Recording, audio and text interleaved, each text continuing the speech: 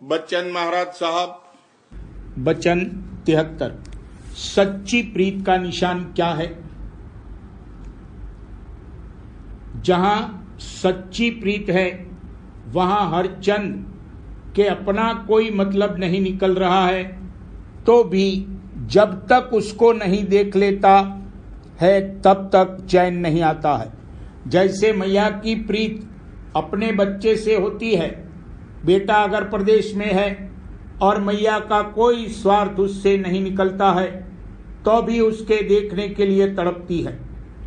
वैसे ही परमात्मा में जहाँ की स्वार्थ का लवलेश नहीं है, सिर्फ दर्शन और वचन में प्रीत है, जब तक के इसको वो प्राप्त नहीं होते तब तक तृप्ति और शांति नहीं आती।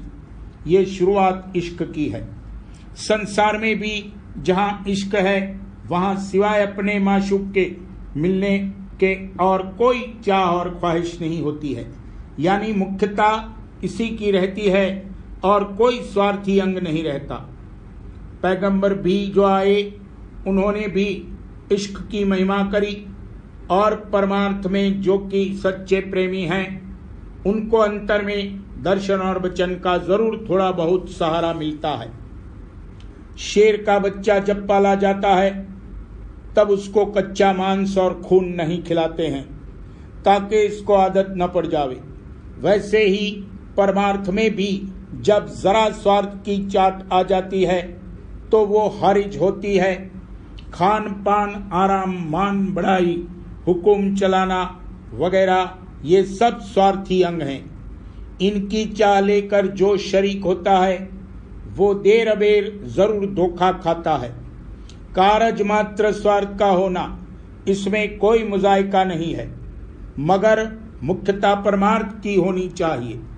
अगर और कोई स्वार्थ नहीं अटका हुआ है तो आप बन बैठता है, यानी चेले चांटी कर लेना, औरों को उपदेश करना, ये भी एक किस्म का स्वार्थ है। जिसको के आदत है या मान अंग दसा हुआ है, हजार समझाओ बुझाओ, हजार जतन और कोशिश करो, हरगिज नहीं मानता और तब तक के स्वार्थ नहीं निकलता, मजा नहीं आता। जैसे कुत्ता घर में पाला जाता है, खीर पूरी सब चीज खाने को मुहैया कर दो तो भी शुरू से जो मांस खाने की आदत है वो जब तक के दूसरे घर में जाकर हड्डी लाकर नहीं चूसता चैन नहीं आता है।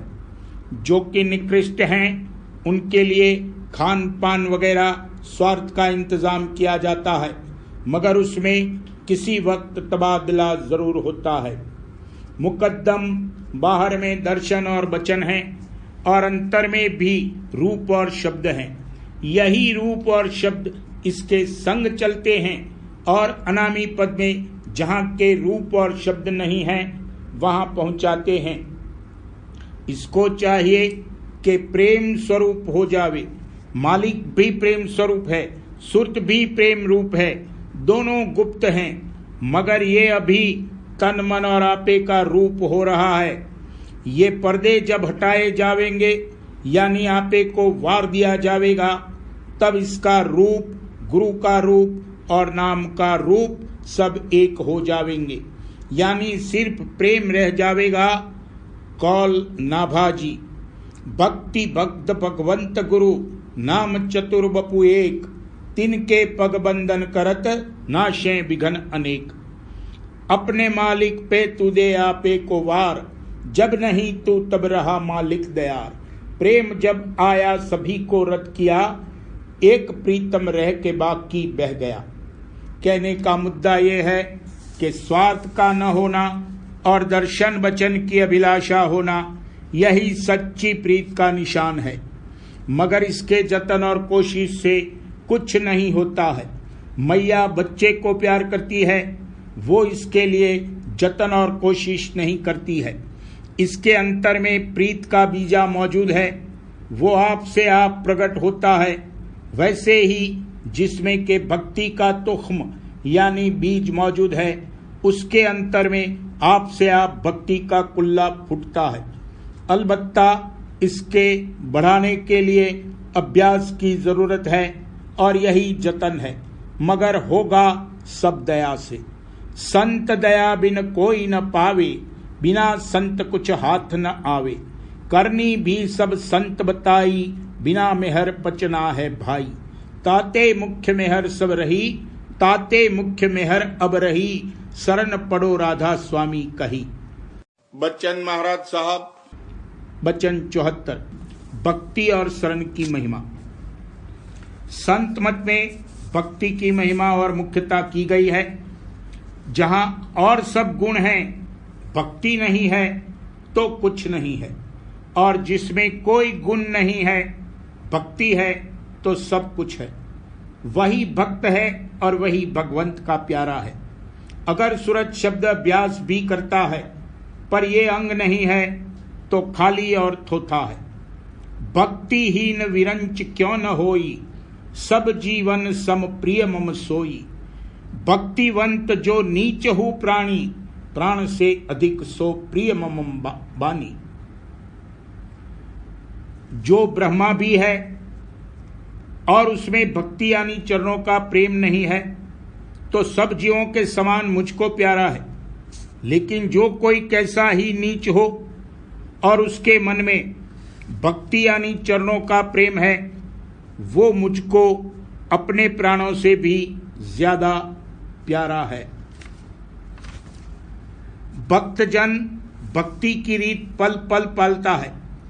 पल पल पालना क्या है? निस्दिन चरण सेव करना, यानी यही चाहता है कि चरण मिले, और न सत्यलोक चाहता है न नामी पद। और जहां कोई दर्जा या साधगति हासिल करने की चाह है, वहां भक्ति नहीं है, खुदगर्जी है। इसको परमार्थी खुदगर्जी कहते हैं। और जो कि भक्तजन है, वो कहता है सोहंग रारंग ओंग, मुझको कुछ कोई स्थान नहीं चाहिए, मैं तो केवल चरण चाहता हूं। बिन राधा स्वामी मोहे कछु न सुहावे, चार लोक मेरे काम न आवे। ज्ञान ध्यान और जोग बैरागा, तुच्छ समझ मैंने इनको त्यागा। मैं तो चकोर चंद राधा स्वामी, नहीं भावे सतनाम अनामी। जहां भक्ति का बीज यानी तुख्म है, वहां कुछ और ही खेल है। और जहां बीज नहीं है, वहां कुछ और ही फेर है। भक्ति यानी प्रेम के किनके से कारज बनता है।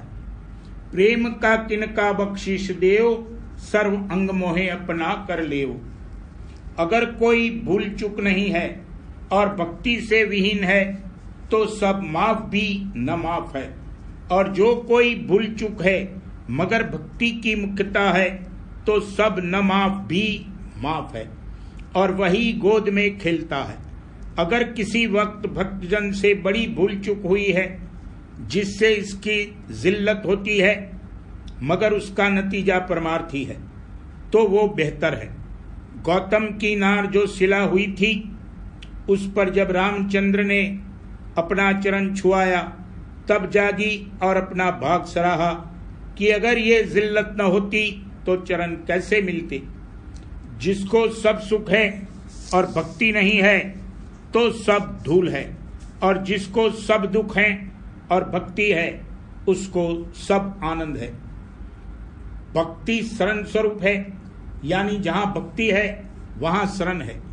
कृष्ण महाराज ने गीता में अर्जुन को कहा है कि सब कर्म धर्म छोड़कर एक मेरी शरण दृढ़ करो। सर्व धर्मान परित्यज्य मामेकम शरणम व्रज, अहम त्वा सर्व पापेभ्यो मोक्षयिष्यामि मा शुच। सब धर्मों को यानी लौकिक और वैदिक धर्मों को छोड़कर एक मेरी शरण को प्राप्त करो। अर्जुन शंका करता है कि लौकिक और वैदिक यानी लोक के और वेद के धर्मों को छोड़ दूंगा तो मुझको पाप होगा। इसका जवाब कृष्ण महाराज दूसरी कड़ी में देते हैं कि मैं तुझको सब पापों से छुड़ा दूंगा, तू सोच मत कर। शरण किसको कहते हैं?